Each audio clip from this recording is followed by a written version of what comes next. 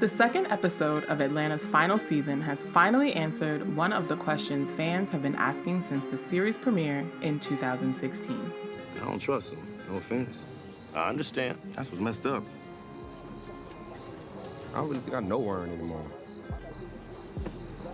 Like, what happened at Princeton? I never asked. He'd tell you before me. You've alluded to it, but what exactly happened to you at Princeton? The mystery surrounding Ern's departure from Princeton was revealed during an intense therapy session where Ern is wrestling with the choice to go back to receive an honor from the prestigious university. We learned through Ern's account of the story that he was expelled from Princeton for an incident in the dorms. Basically, he and a fellow RA named Sasha became good friends working in the same building. Ern has a big interview the next day and has purchased a brand new suit, but a girl he likes invites him to Philly for a party that night. Sasha overhears the situation and offers to hold the suit for him in her room. When he comes home from the party to pick up the suit, she ghosts him. She doesn't answer his calls, dismisses his texts, and isn't there when he knocks on the door.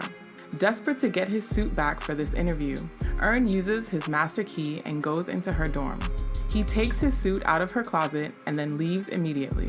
Sasha complains to the dean, and Ern is eventually expelled for this. Ern's therapist recognizes that he is hurt by this situation, not just because he was expelled from school, but because he was hurt by somebody he trusted. Already feeling like an outcast, as one of the few Black students, his situation alienated him even more. Sasha, if it wasn't obvious already, was a white girl. In the climax of this episode, titled The Homeliest Little Horse, Ern goes into super petty mode. After working with his therapist for weeks, he eventually decides to go back to Princeton to accept the award and brings Van and Lottie along too. But they run into an overzealous white woman named Lisa at the ticket counter of the airport, who is refusing to let Ern fly because his passport was too worn. On a domestic flight?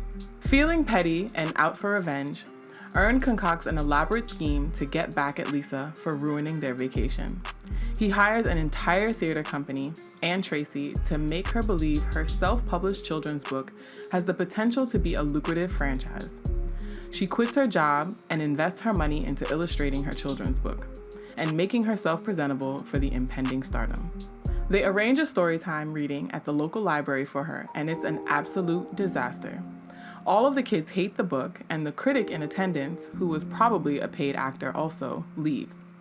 Lisa is crushed, and we cut to an image of her all over the bar where Ern is celebrating and being thanked for his contribution to the theater. Though Lisa was wrong for not letting Ern and Van on their flight, Ern's over-the-top revenge plot against her wasn't really a proportional response. I mean, ruining someone's life for making you miss a flight? I don't know. Ern is most likely channeling his misplaced anger about Sasha and her getting him expelled from school toward Lisa. Think about it. Ern had to be replaying the event in his mind the whole ride to the airport.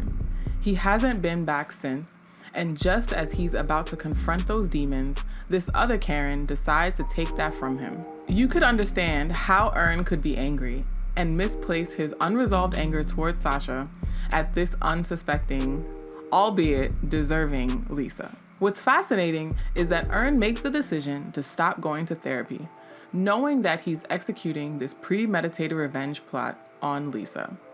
At the end of the episode, Ern even comments to himself how he might need to go back to therapy after this ordeal. What other mysteries are you expecting Atlanta to reveal on this final season? What did you think of The Homeliest Little Horse? Does Ern need to go back to therapy, or did that woman deserve it? Let us know what you think in the comments, and thanks for watching.